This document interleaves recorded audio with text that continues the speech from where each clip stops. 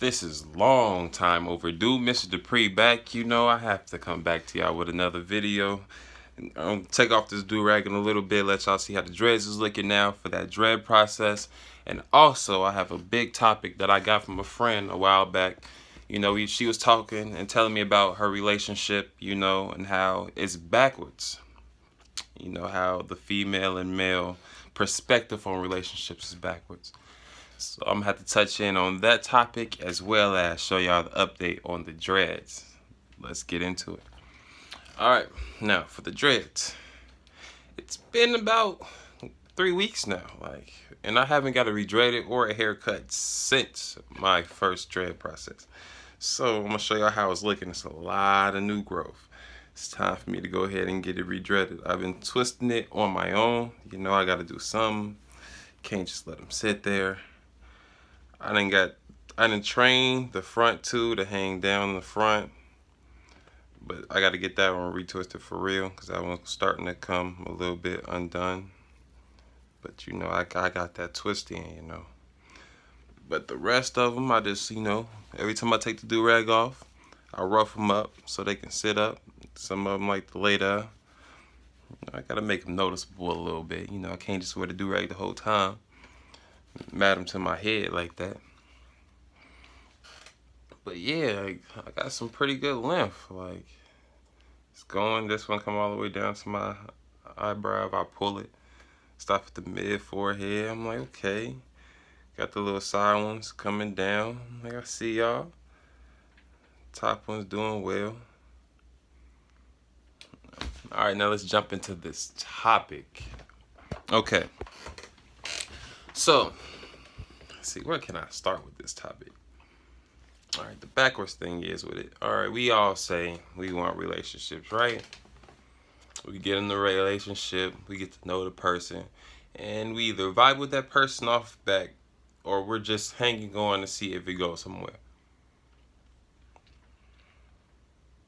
I know a lot of y'all been in that. Then you have the relationships where you've been in a relationship, the person or the other person acts like they own you or dominant in you and don't give you no freedom, and they're like you're handcuffed and arrested. Talking about cuffing season. It's not what a relationship is about.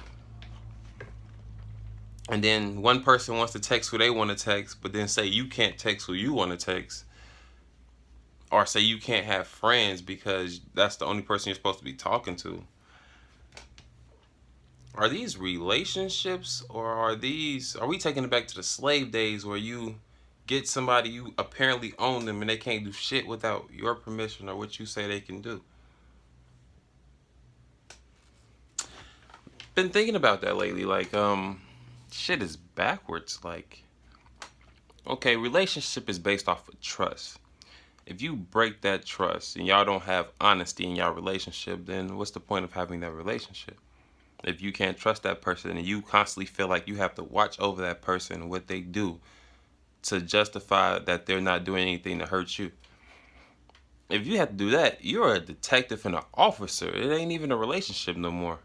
You actually, literally, without physical handcuffs, handcuff that person, and now that person has to do everything to let you know, like you're their parole officer, just to make sure that they're not doing anything behind your back because you don't trust them like you should.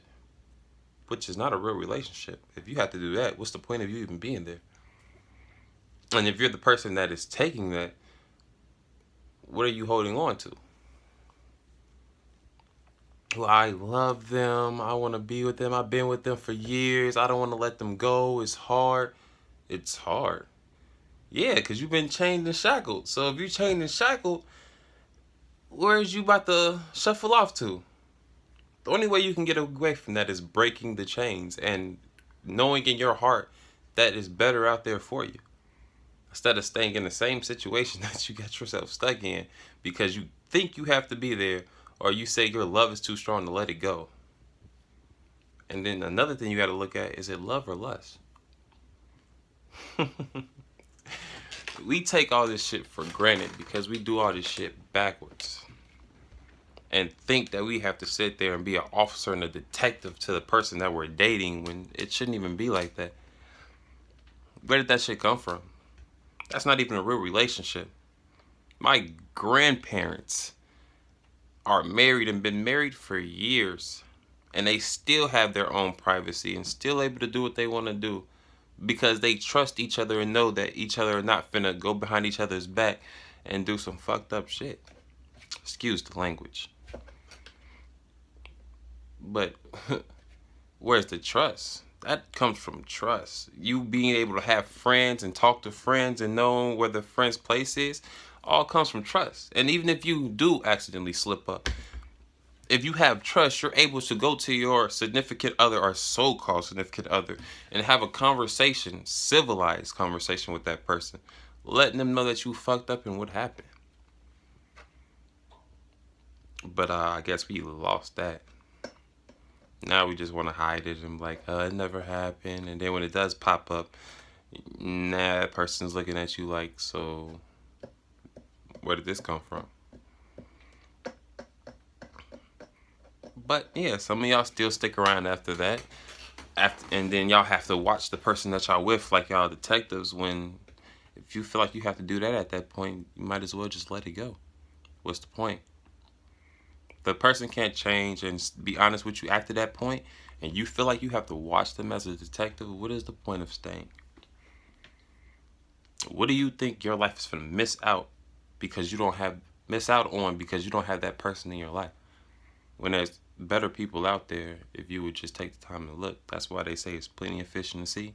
You know how many states there are and how many people are in the state, but you tripping off one person in the state that you're in when there's millions of people on this earth. Beyond me. On God.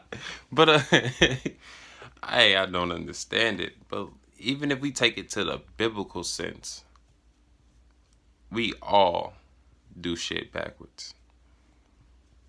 And I take it to that one on the next video, because that's way even deeper than the conversation I just had about trust in a real relationship. We take it to the religious,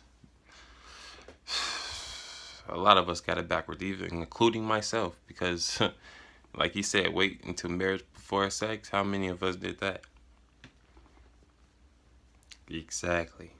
You have yours ones out there that do it, and I commend you, I salute you, and I pray that you keep doing it until you find that right person and you get married.